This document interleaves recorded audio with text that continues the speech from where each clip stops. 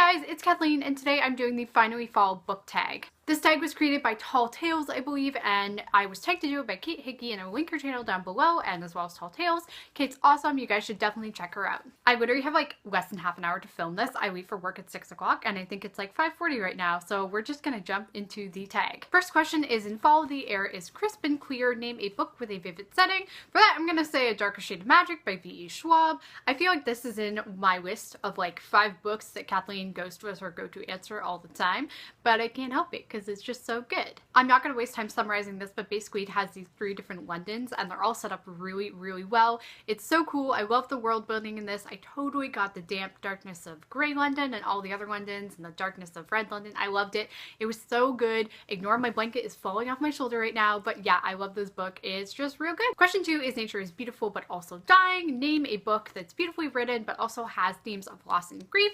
And for that, I'm going to say History Is All You Left Me by Adam Silvera. I read this just this past June on audiobook and I loved it so much. I've talked about it quite a bit, but I think I haven't mentioned it in a couple of months. So I'm mentioning it again. It's so good. It's about this boy named Griffin whose ex-boyfriend has just died, and he'd always assumed they were going to get back together, but that's obviously not going to happen now, and he finds that the only person who understands him is his new boyfriend, Jackson.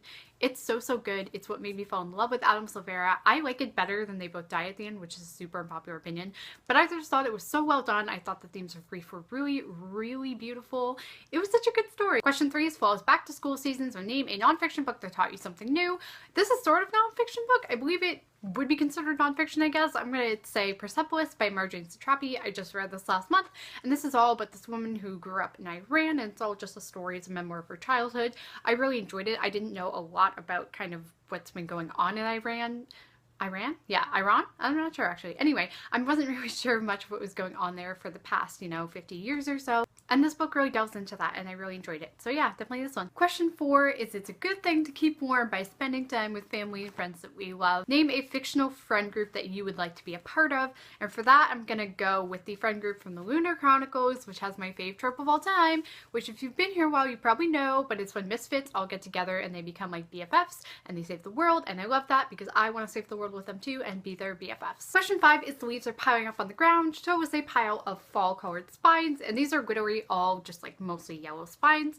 But yeah, this is what I can offer you. I'm not going to go through each one because I don't have time for that, but these are my fall colored spines. Question 6 is, fall is the perfect time for some storytelling by the fireside. Share a book wherein someone is telling a story, and I honestly couldn't think of much for this, but I'm going to go with a series of unfortunate events. I mentioned this occasionally.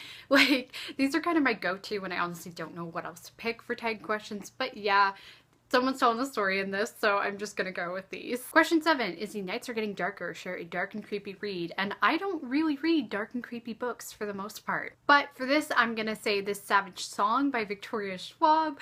I'm listening to this in the audiobook right now. It's not like the darkest book of all time. It's not a horror novel, but it has some creepy elements to it. So we're just gonna go with that. I really don't know what else to pick for this question. Question 8 is, the days are getting colder. Name a short, heartwarming read that could warm up somebody's day. You guys could probably see this coming, but I'm gonna say Simon versus the Homo Sapiens Agenda by Becky Albertalli.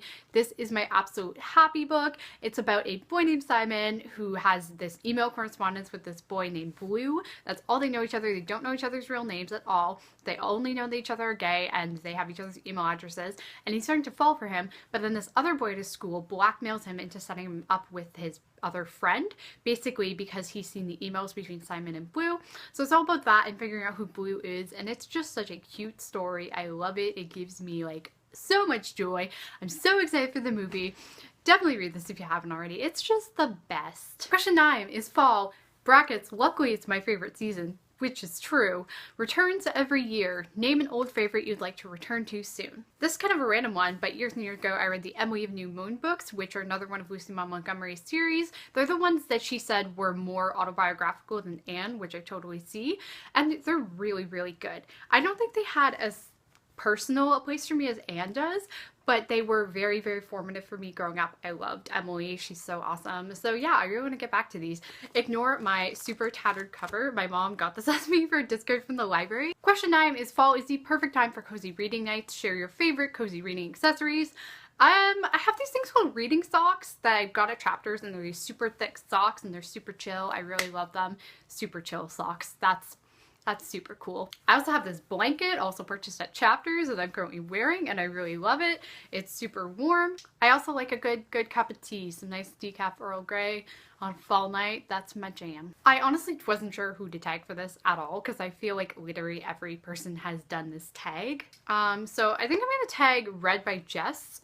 I feel like she hasn't done this tag. I don't know if she has. Don't do it, but like if you have it and you want to do it as well. I tag all of you because I don't know, it hasn't done it, but if you haven't done it, I want to see you do it, so let me know if you do because you're tagged. So I have to run and get ready for work, but thank you guys so much for watching. Give this a thumbs up if you did enjoy it, and don't forget to subscribe on your way out if you're new here. I upload videos every Tuesday and Friday, occasional bonus uploads throughout the week as I please. If you'd like to follow me on any of my social medias, links will all be in the description, but in the meantime, I will see you guys next time.